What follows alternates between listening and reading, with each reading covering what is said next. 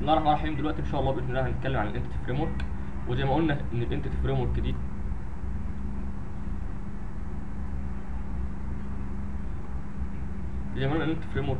دي جايه من حاجه اسمها الاو ار ام. ايه هو الاو ار ام؟ اللي هو عباره عن الاوبجكت ريليشنال مابنج. يعني ايه؟ يعني انا كل التيبلز اللي موجوده عندي في الداتابيز هتبقى موجوده عندي كانتيتيز او كلاسز اخد منها اوبجكتس بعد كده، تمام، في السي شارب كود بتاعي. طيب الخطوات اللي احنا عشان نستخدم الانتيتي فريم ورك موديل بتاعنا ايه؟ نمره واحد ان احنا هنكريت الانتيتي كلاسز، وبعد كده هنشوف الاوبريشنز اللي احنا المفروض ان احنا نعملها عن طريق الانتيتي اللي احنا عارفينها، اللي هي عباره عن الكروت اوبريشن او الكرييت اللي هي عباره عن الانسيرت، و الريد اللي احنا ممكن نعتبرها عباره عن السيلكت، والابديت هي موجوده عندنا ابديت، والديليت. بعد كده بقى هنشوف ازاي ان احنا نستخدم الانتيتي عشان نطلع بروجكت في الاخر، تمام. طيب هنيجي هنا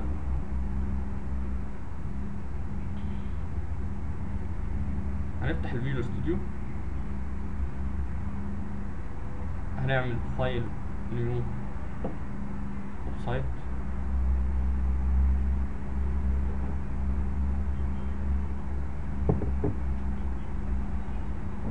احب امبتي ويب سايت. هاجي هنا اسميه entity framework session.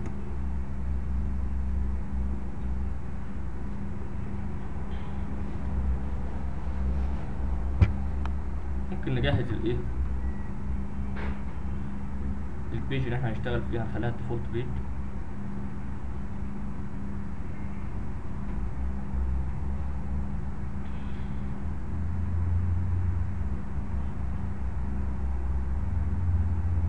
التيبل اللي موجود عندنا في الداتا بيز اللي احنا هنتعامل معاه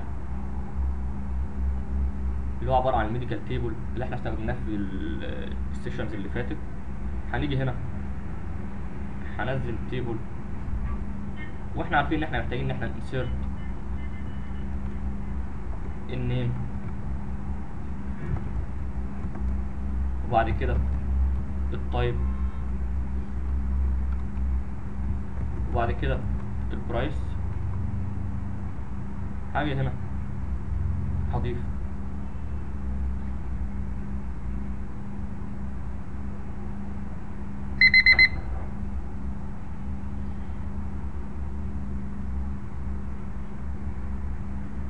تكست بوكس، ده هسميه النيم،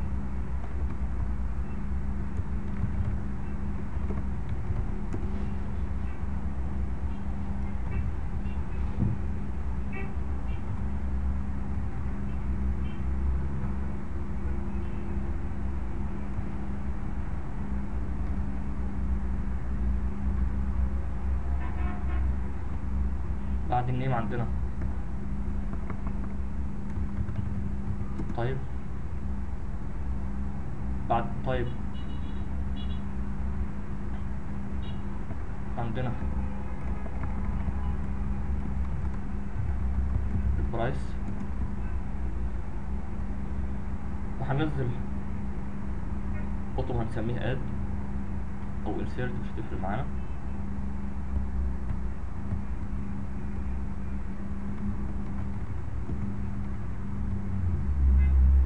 ده هيبقى عبارة عن الاد. كده احنا مجهزين الصفحة بتاعتنا. هنبدأ دلوقتي بقى أول خطوات الانتيتي، إن أنا هضيف الموديل بتاعي اللي هيبقى جواه الكلاسز بتاعتي أو الانتيتيز بتاعتي. هاجي هنا أقول له اد نيو ايتم اللي هو عبارة عن ado.net entity data model. هقول له اد، يقول لي أنت عايز تكريت الاب كود هنا. هقول له أيوه كريت لي اب كود فولدر وحط لي جواه الانتيتي بتاعتي او الموديل بتاعي. هقول له generate from الداتابيز، احنا كان عندنا داتابيز اسمها الفارماسي. نكست. طبعا دي حاجه زي ما كانتش موجوده بقى عندنا في اللينك كيو. ايه هي؟ ان انا هنا هختار التيبلز اللي هيعمل لها كلاسز عندي او انتيتيز عندي. دي ما كانتش موجوده عندنا في اللينك كيو. كنا في اللينك كيو بنشد التيبلز دي ايه، مانيوال كده. فينش.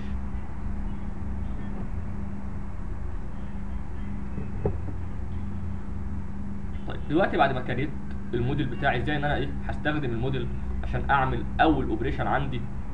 هو ده الموديل بتاعي. لو خدت بالك الموديل هو عمل لي ايه؟ كل تيبل عندي عمل لي ليه كلاس موجود عندي هنا. تمام. طيب حاجه هنا في اول اوبريشن اللي هي عباره عن الاد. الخطوات بتاعتي بعد ما كريت الموديل اللي انا هعمل ايه؟ حاجه هنا هقول له يوزنج الفارماسي موديل اللي هو النيم سبيس بتاعنا. طيب بعد كده حاجه هنا في الاد هقول له يوزنج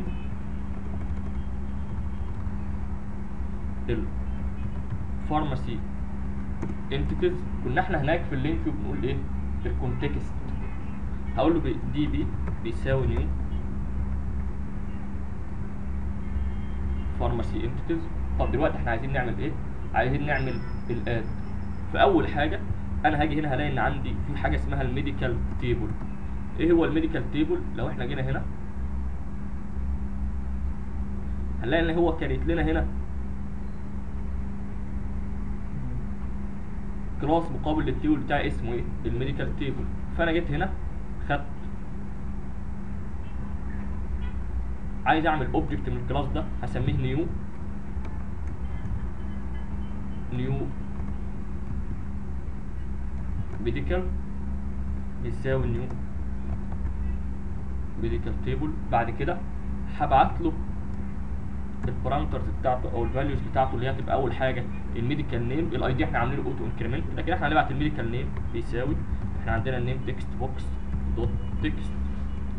بعد كده نيو ميديكال دوت الميديكال تايب بيساوي التايب دوت تكست.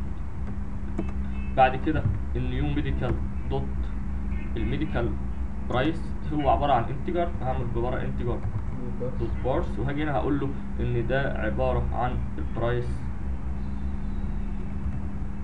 دوت تكست. تمام. طب بعد كده هقول له دي بي دوت ميديكال تيبل دوت اد اوبجكت، وهنقول له الاوبجكت بتاعنا اللي هو عباره عن ايه؟ النيو ميديكال اللي هو الاوبجكت اللي احنا خدناه من الكلاس اللي اسمه ميديكال تيبل. بعد كده هقول له دي بي دوت سيف تشينجز. طيب كالعاده حاجه هنا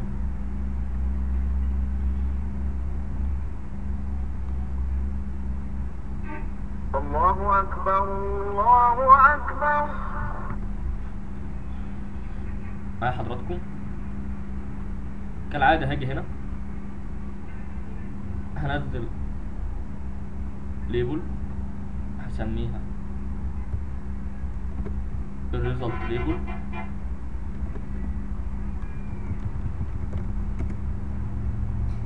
هاجي هنا هقول له سيف تشينجز بترجع لي انتجر بيقول لي ايه الحاجات اللي حصل ابديتس فيها وكده بعدد الابديتس اللي حصلت.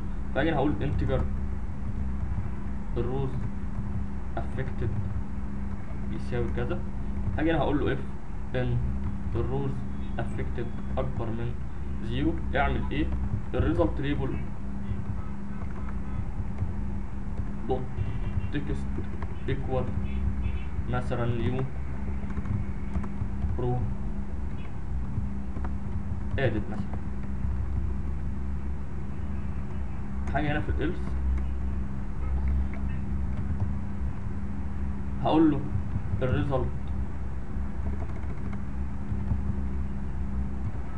دوت تكست كان نوت اد مثلا. معايا حضراتكم؟ طيب تيجي نتست بقى الايه اللي احنا عملناه دلوقتي.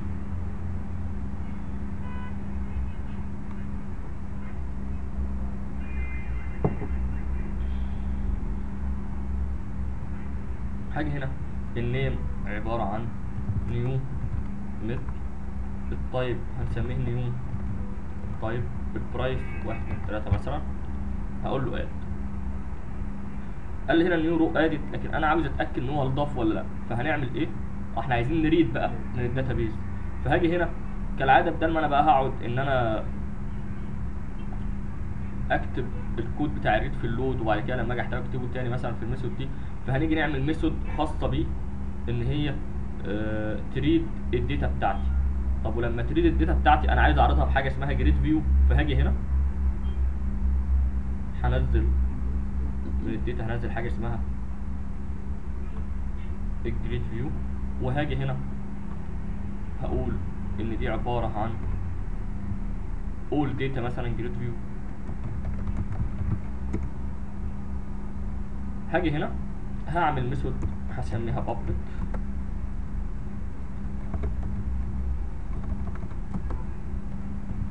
void load الجريد. هاجي هنا هقول له using الفارماسي entities دي بيساوي نيو الفارماسي entities. طيب فاكرين نفس الاسلوب اللي كنا بنستخدمه في اللينك كيو؟ حاجه هنا هعمل حاجه اسمها var all data مثلا او all medical table data بتساوي ايه from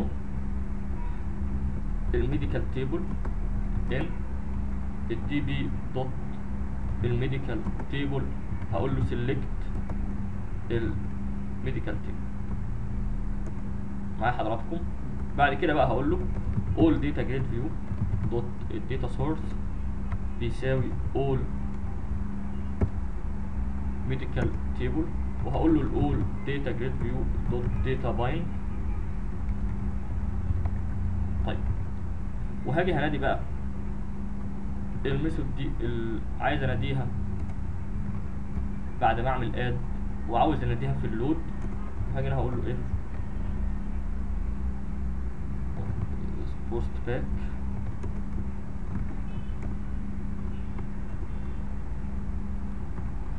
لود بالجريد. حاجه هنا يبقى اول حاجه احنا عملنا الاد، ودلوقتي احنا عملنا ايه؟ الريد او السلكت.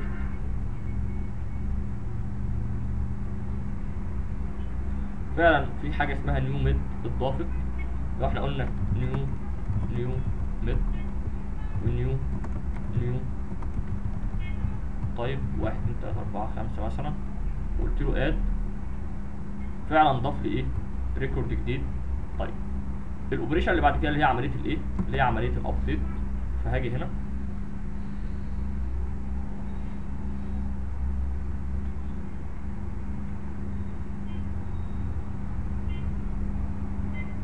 هنزل خطوه هسميها ابديت.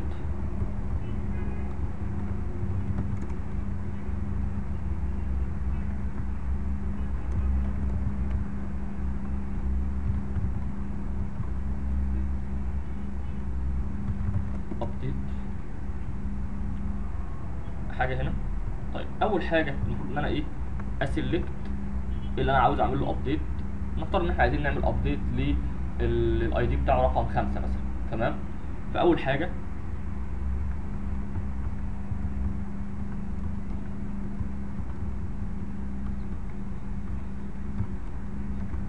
هاجي هنا، بس انا المره دي هختار ريكورد واحد اللي انا عايز اعمل له ابديت. فده عباره عن ميديكال تيبل. وهاجي هنا هقول له select from mtndb medical table. هقول له هنا where ان mt دوت الميديكال اي دي equal 5 مثلا، او نخليها 6. هنا هقول له دوت first or default. واخدين بالكم نفس الاسلوب اللي احنا كنا بنستخدم ايه؟ اللينك كيو كسنتكس. ماشي. طيب هاجي بعد كده انا دلوقتي معايا الاوبجكت اللي انا عايز اعمل فيها ابديت، اللي هو الاوبجكت اللي الاي دي بتاعه رقمه ايه؟ 6 اسف. هاجي هقول له هديله بقى الداتا الجديده بتاعتي اللي هي all medical table دوت. انا عاوز ان انا اغير اخلي النيم بداتا. هقول النيم بيساوي مثلا النيم تكست بوكس دوت تكست، وبعد كده دوت البرايس بيساوي انتجر دوت بارز البرايس دوت تكست، وبعد كده عايز ان انا ابديت التايب هقول له بيساوي التايب دوت تكست. طيب بعد كده بقى هقول له دي بي دوت سيف تشينجز كالعاده. هاجي هنا هقول ايه انتجر الروز افكتد، فكذا. هاجي هنا هقول له اف ان الروز افكتد اكبر من الصفر، هقول له ريزلت تيبل دوت تكست داتا ابديت.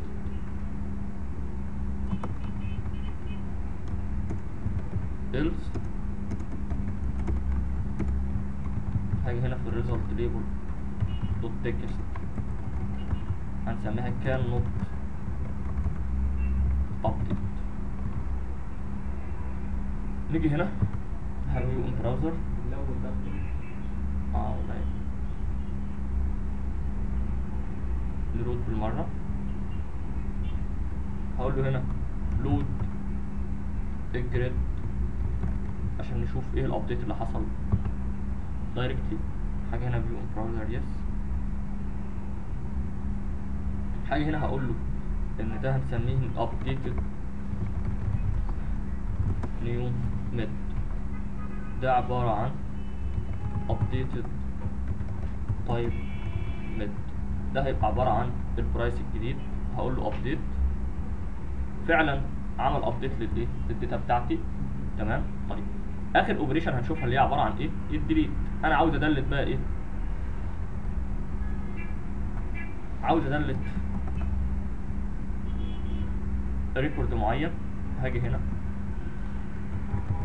اقول ده عبارة عن delete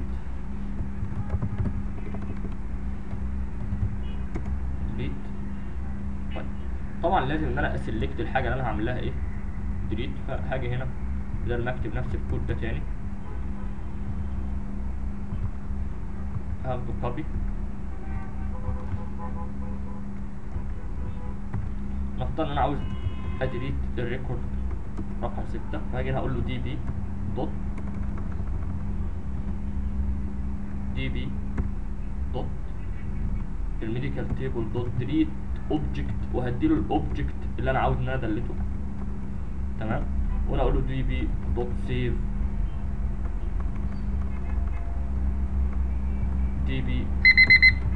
changes save changes. ممكن كالعادة بقى هنا هعمل انتجر الروز affected وهتشيك if ان الروز affected اكبر من الصفر. هقول له في result table dot text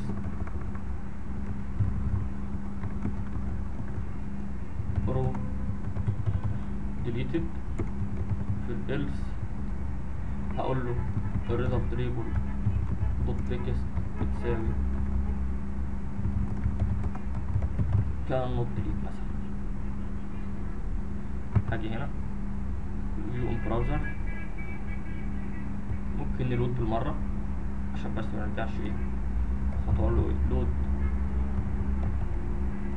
الجريد وفيو براوزر يس. حاجة هنا هقول له ديليت ايه اللي حصل. قال لي رو ديليتد، وفعلا الرو رقم 6 حصل له ايه ديليشن. كده احنا شفنا البيسك اوبريشن اللي احنا قلنا ان احنا نعملها في الايه باستخدام الانتيتي فريم ورك. دلوقتي ان شاء الله هنصلي العشاء وبعد كده ايه